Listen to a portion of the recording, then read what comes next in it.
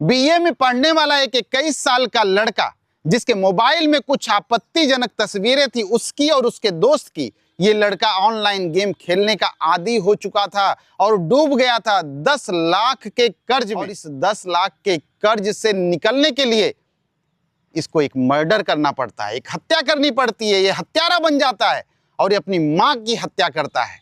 जी हां, आइए जानते हैं क्या था ये पूरा मामला और क्या थी ये पूरी कहानी। बने रहिए मेरे साथ।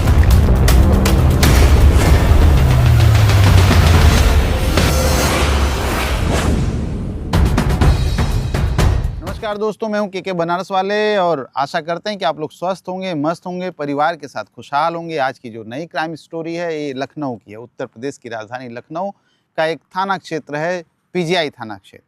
जी हाँ, पीजीआई थाना जो वहाँ पर है, इसी क्षेत्र की ये घटना है। और ये घटना है 3 अक्टूबर 2025 की। शाम के 4 बज चुके थे। एक लड़का है 17 साल का जिसका नाम है नितिन यादव। नितिन यादव अपने चाचा के घर पे है। अपने चाचा से वो कहता है कि चाचा, मेरी माँ लग रहा है कि घर पे अब आ चुकी होगी, मैं अपने घर जाना चाहता हूँ। तो चाचा ने कहा ठीक है बेटा, चले जाओ, अगर तुम्हें लगता है तो चले जाओ, अपने घर पे माँ से मिल लो। तो शाम के 4 बजे के बाद वो अपने घर जाता है और जब घर पहुंचता है नितिन यादव तो देखता है कि उसके घर का जो दरवाजा है वो खुला हुआ है। और दरवाजा खुला तो है लेकिन दीवारों पर खून के निशान है। और फिर और अंदर जाता है तो देखता है कि उसकी जो माँ है, उसकी माँ की डेड बॉडी, मतलब लाश वहीं पड़ी हुई है। मृत अवस्था में उसकी माँ पड़ी है। जो बरामदा है, जो आंगन है, उसके बीच में उसकी माँ की डेड बॉडी पड़ी हुई थी। वो देखता है, चिल्लाता है, रोता है और फिर देखता है कि वो जो सिलेंडर था वहाँ पे, छोटा वाला गैस का सिलेंडर, उस पर भी खून लगा हुआ था। दीवारों पर भी खून के निशान थे। बहुत तेज चिल्लाता है, रोता है। और चूंकि पास में ही उसके चाचा का घर होता है तो वो परिवार भी दौड़ के आता है और भी आसपास के लोग वहाँ पर चले आते हैं। और जो लोग आते हैं वो देख के एकदम आश्चर्य में पड़ जाते हैं कि ये क्या हो गया, अभी तो सब कुछ ठीक ठाक था और दिन में ही क्या हो गया। चोरी डकैती तो अक्सर रात में होती है, मर्डर रात में ही लोग करते हैं, लेकिन ये तो दिन की घटना है। सब लोग जग रहे हैं। और जब उसके चाचा अंदर जाते हैं तो देखते हैं अलमारी खुली हुई है और लोग देखते हैं तो अलमारी खुली है, दरवाज़ा खुला हुआ था, सब कुछ। तो लोगों के मन में ऐसा लगता है कि हो सकता है कि जो लुटेरे हैं वो घर में घुस आए थे और माँ से हाथापाई हुई होगी। माँ ने बचाने की कोशिश की अपने जेवरात को और वो नहीं बचा पाए, उसके सिर पे वार किया गया छोटे वाले सिलेंडर से। इस तरह की कहानी लोगों की समझ में आ रही थी। अब चूंकि जो महिला मरी थी उसका नाम रेनू यादव था और रेनू यादव का जो पति था उसका नाम राकेश यादव था। राकेश यादव वो गाय और भैंस चराने का काम करता था और दूध बेचकर अपने परिवार का खर्च चलाता था। और जब ये घटना हुई तो उस समय वो घर पे नहीं था। वो पशुओं को लेकर वो अपना घास चराने के लिए किसी दूसरी जगह पर वो गया हुआ था। अब जब उसे भी इस घटना के बारे में बताया जाता तो जो पिता है राकेश यादव वो भी दौड़ता हुआ अपने घर आता है, देखता है तो उसकी जो पत्नी है मरी पड़ी हुई है और जो अलमारियां हैं घर की वो खुली हुई हैं। उसको भी ये समझ में आता है कि नहीं, कुछ लूटपाट का मामला लगता है। जो चोर डकैत थे वो लूटने के इरादे से बीवी पे हमला किया और इस तरह की घटना घट गई। पुलिस भी आती है, पुलिस भी अपनी गहन जांच करती है, आसपास की अलमारी को देखती है, मुआयना करती है। उसे भी लगता है कि हो सकता है चोरी की घटना हो। अब पुलिस ने राकेश यादव से कहा कि तुम एक तहरीर लिख के दो कि तुम्हारे घर से क्या क्या चोरी हुआ है। तो उसने पुलिस को बताया कि उसके घर में जो चोरी हुआ है वो लगभग 8-9 लाख के जेवरात रखे हुए थे अलमारी में और कुछ 50,000 नगद थे। और पुलिस की पूछताछ में उसने ये भी बताया कि उसके 3 बेटे हैं। एक का नाम प्रीत यादव है, एक का नाम निखिल यादव है और एक का नाम नितिन यादव है। तो उस वारदात के समय जो ये घटना घटी, उसकी पत्नी की डेड बॉडी पड़ी हुई, वहाँ पर जब भीड़ इकट्ठा हुई तो उसमें उसके 2 बेटे मौजूद थे, प्रीत यादव और नितिन यादव। उसका जो एक और बेटा था निखिल यादव, वो वहाँ पर नहीं था। पुलिस ने उसके बारे में पूछा, उसके मोबाइल पर फ़ोन करने की कोशिश किया, लेकिन उसका जो मोबाइल था वो स्विच ऑफ बता रहा था। अब सीडीआर की मदद से पुलिस ने उसके मोबाइल को जब खंगालना शुरू कर दिया तो पता चला कि अपने किसी दोस्त को उसने लगभग 25 बार फ़ोन किया है। फिर और कोशिश किया पुलिस ने, अब फ़ोन लग जाता है।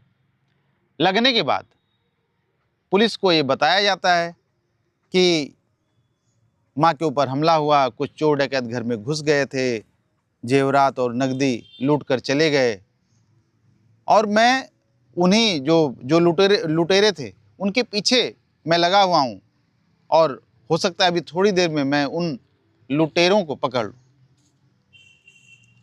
उसके बाद ये कहने के बाद ही मोबाइल उनका बंद हो जाता है। पुलिस जब दोबारा फ़ोन करती है तो मोबाइल स्विच ऑफ मिलता है।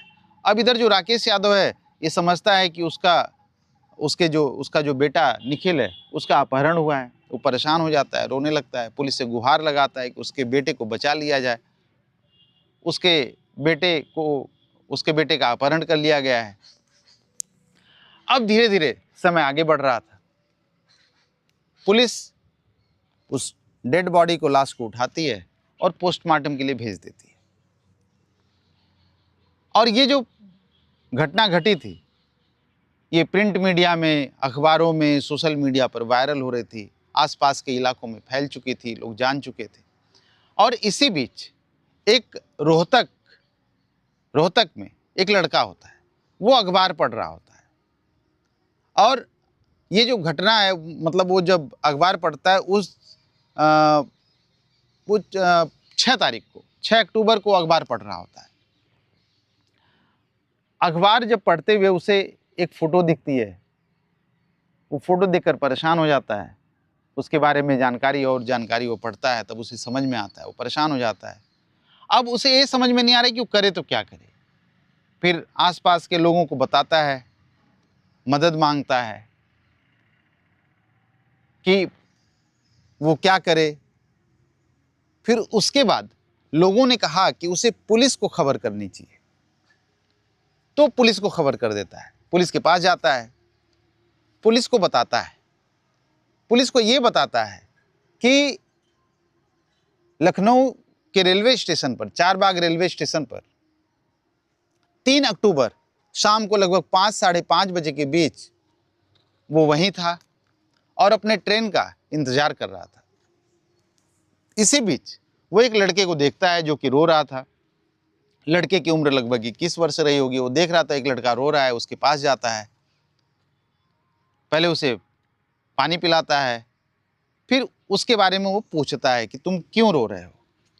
तो वो जो लड़का था वो कहता है कि उसके माँ बाप मर चुके हैं, उसके पास कोई नौकरी नहीं है, 2 दिन से उसने कोई खाना नहीं खाया है और बहुत परेशानी में है। वो सोच रहा है कि आत्महत्या कर ले, उसकी स्थिति बहुत ख़राब है।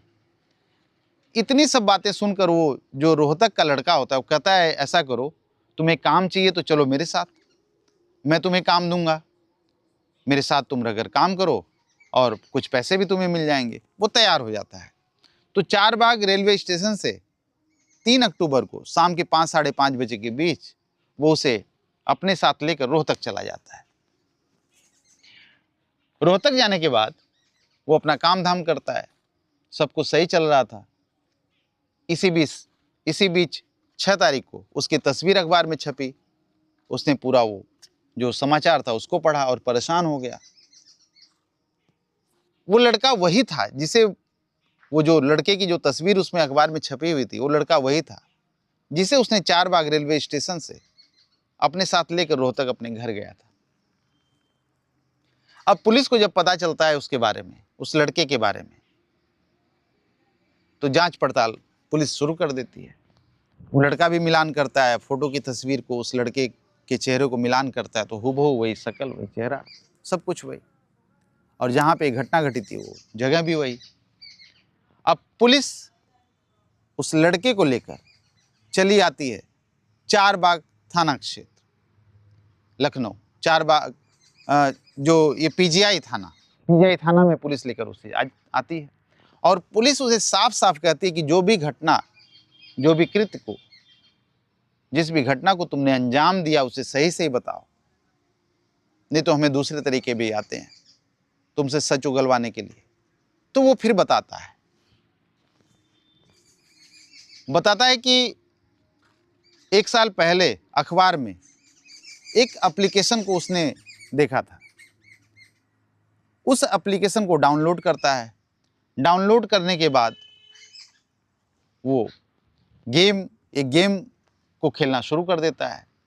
अब गेम ऐसा था जिसमें सट्टा लगाया जाता है और इस सट्टे में उसे कभी 200, कभी 400, कभी 500 इस तरह का उसको फ़ायदा होता है। तो इसे बहुत अच्छा लगता है कि गेम तो बड़ा फ़ायदे का है, जितना पैसा उसके पापा नहीं कमा पाते हैं उससे ज़्यादा पैसा तो ये घर बैठे कमा ले रहा है, मेहनत भी नहीं करनी पड़ रही है। अब धीरे धीरे वो गेम खेलना शुरू कर देता है। उसमें उस एप्लीकेशन में जिसको इसने डाउनलोड किया था उसमें जो एक्सेस होता है, इससे पूछा जाता है, इससे कहा जाता है कि क्या मैं तुम्हारे सारे कॉन्टेक्ट को देख सकता हूँ या मैं क्या तुम्हारी जितनी तस्वीरें जो वीडियोज है क्या उसको मैं ले सकता हूँ, देख सकता हूँ। तो इसने एस पे हाँ कर दिया। अब इसका जो पूरा मोबाइल था उसका कंट्रोल दूसरे के हाथ में चला जाता है, लेकिन इसे कुछ भी पता नहीं चलता है। ये तो चूंकि ये पैसा कमा रहा था इसलिए सब कुछ आगे पीछे कुछ देख ही नहीं रहा था। इसे तो पैसे की लत पड़ गई थी और गेम की लत पड़ गई थी कि घर बैठे आराम से पैसा कमाया जा रहा है। तो धीरे धीरे क्या हुआ कि ये पैसा कमा तो रहा था 200, 400, 500 इस तरह का, लेकिन जैसे ये गेम और आगे बढ़ता है, समय आगे बढ़ता है, गेम खेलना शुरू हो जाता है, इसको लत लग जाती है। अब धीरे धीरे ये माइनस में जाने लग गया और माइनस में जाने के कारण ये अपने दोस्तों से, साथियों से, सबसे, अपने जो उसकी गर्लफ्रेंड होती है उससे भी ये उधार ले लेता है पैसा, सबसे उधार मांगता है। दोस्तों ने भी उधार दे दिए पैसे। अब क्या था, अब वो समय आ चुका था कि जितना पैसा ये उसमें कमा रहा था उतना पैसा और गेम में डाले जा रहा था। इसका प्लस कम हो रहा था और माइनस ज़्यादा हो जा रहा था और इसका पूरा जो ट्रांजैक्शन था वो लगभग 50 लाख रुपए का था। लेकिन 50 लाख रुपयों के ट्रांजैक्शन में ये 10 लाख रुपए के माइनस में चला गया था।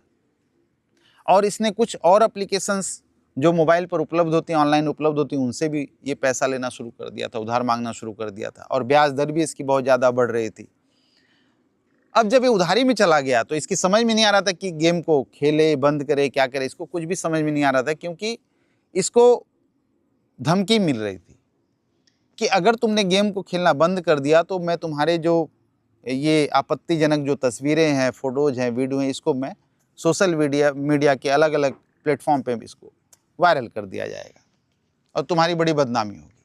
ये डर जाता है, क्या करे क्या ना करे, बहुत इसको कुछ समझ में नहीं आता है। फिर समय वो आता है 1 अक्टूबर का। इसको पता चलता है कि 1 अक्टूबर को इसकी माँ अपने नाना के घर जा रही है। तो 1 अक्टूबर को ये अपनी माँ को नाना के घर लेके जाता है, वहाँ से छोड़कर फिर जैसे वक्त और गुजरता है फिर 3 तारीख को ये लेने के लिए पहुँच जाता है और अपनी माँ को लेकर 2 और 2:30 बजे के बीच वापस 3 तारीख को, 3 अक्टूबर को वापस आ जाता है लेकर।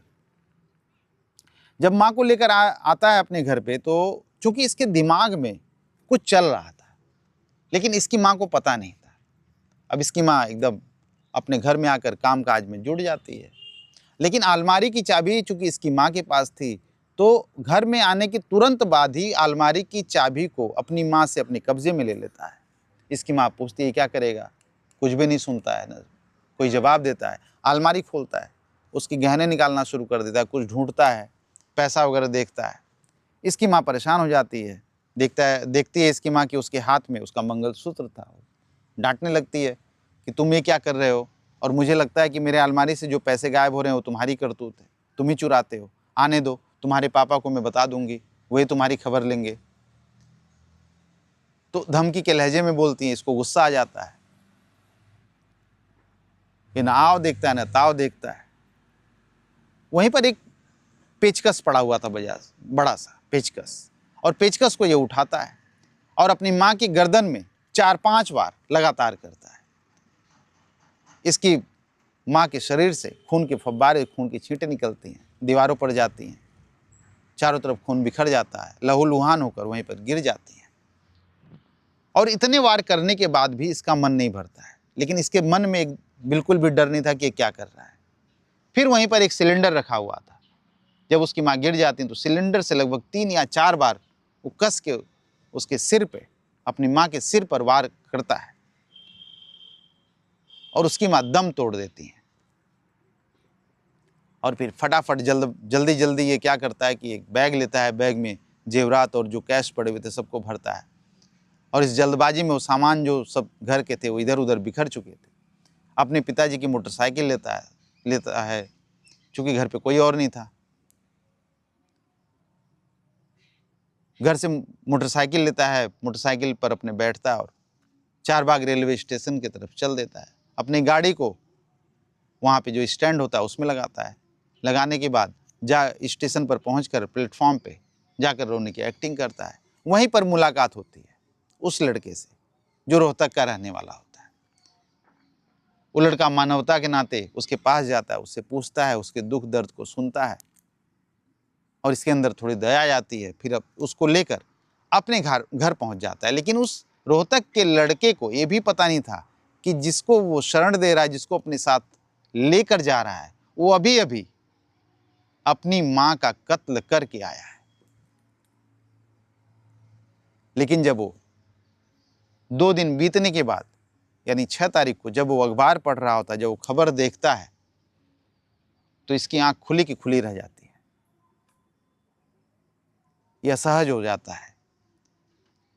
इसे कुछ समझ में नहीं आता कि किसे कहे, क्या करे, कुछ भी समझ में नहीं आता, क्योंकि वो जिस लड़के को अपने घर में रखा हुआ वो एक कातिल है जिसने अपनी मां को भी नहीं छोड़ा।